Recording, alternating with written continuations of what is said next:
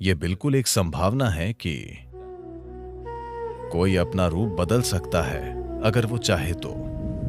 और आज भी ये घटना कई लोगों के द्वारा देखी जाती है, विशेष रूप से हनुमान भक्तों में। तंत्र विज्ञान के कई पहलू हैं। एक वेद इसके लिए समर्पित है।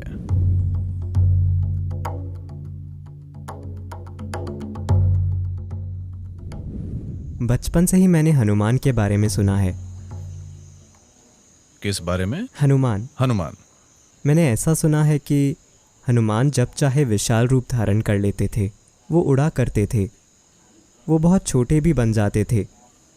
जैसे वो अपने शरीर को बहुत छोटा कर लेते थे। क्या ये सच था या केवल कोई कल्पना थी, या कोई प्रतीक, या वैसा कुछ था? धन्यवाद। किसी व्यक्ति का छोटा या बड़ा होना या उड़ना या कुछ और करना, क्या ऐसी संभावना है? संभावना बिल्कुल है। ये हकीकत है। ऐसा इस देश में, इस संस्कृति में काफी प्रचलित था, लेकिन इसे अच्छा नहीं माना जाता था। लेकिन कहीं और इसे अच्छा माना जाता था, खासकर मूल अमेरिकी संस्कृतियों में।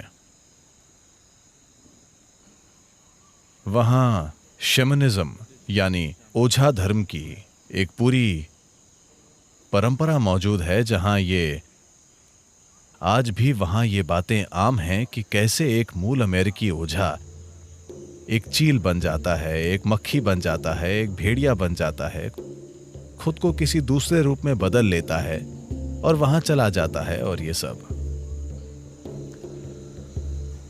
So these are not just stories, it is very much a possibility. तो ये सिर्फ कहानियां नहीं हैं, ये बिल्कुल एक संभावना है कि कोई अपना रूप बदल सकता है अगर वो चाहे तो। ध्यान लिंग में एक पैनल है जहां किसी ने खुद को एक ऐसे रूप में रूपांतरित किया था जो किसी दूसरे व्यक्ति के लिए मायने रखता था। क्या आपने देखा है? आपको पता नहीं था? तो लोगों का अपनी सुविधा के अनुसार वो जैसा चाहे वैसा रूप ले लेना, ये कोई नई बात नहीं है या ये कोई अनसुनी बात नहीं है। दुनिया के लगभग हर हिस्से में ये मौजूद है। इन दिनों खासकर इसका एक बड़े पैमाने पर प्रचार किया जा रहा है उत्तर अमेरिकी और दक्षिण अमेरिकी ओझाओं के बारे में। About shamans. ओझाओं का चील बन जाना और भेड़िया बन जाना, ये दो रूप उनके लिए बहुत आम हैं। यहाँ ये कोई अनसुनी बात नहीं थी, लेकिन हमारी संस्कृति में इसे अच्छा नहीं माना जाता था। वहाँ इसे अच्छा माना जाता है क्योंकि ये आध्यात्मिकता नहीं है, ये तंत्र विद्या है। यहाँ हमारे तंत्र वैज्ञानिक, I call them scientists because they are that kind. मैं उन्हें वैज्ञानिक इसीलिए कहता हूं क्योंकि वे उसी तरह के हैं। वे खुद को पक्षी या जानवर में बदलने की तकलीफ नहीं उठाते क्योंकि इसमें खतरा है। एक सुंदर कहानी है जिसमें उस ऋषि का क्या नाम है जिन्होंने निगल लिया था? क्या आप जानते हैं मैं किसकी बात कर रहा हूं? अश्विनी कुमार, और वो उनके पास कुछ सीखने गए थे। शुक्लाचार्य। हाँ, क्या उन्होंने घोड़े का रूप ले लिया था?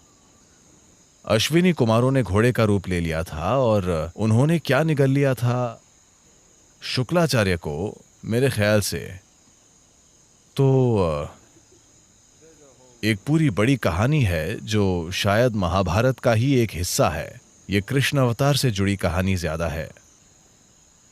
तो इतिहास में इस तरह की कई घटनाएं मौजूद हैं, और लेकिन इसे चीजें करने का निचले स्तर का तरीका माना जाता था, क्योंकि जब आप कोई और रूप ले लेते हैं तो इस शरीर को सुरक्षित रखना होता है और इसका हमेशा दुरुपयोग हो सकता है।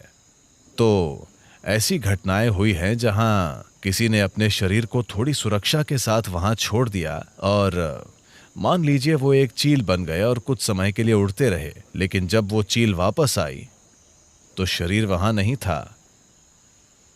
तो अब वो चील क्या करेगी? चील आकर यहां बैठती है और कहती है, मैं एक योगी हूं। दयनीय स्थिति है ना।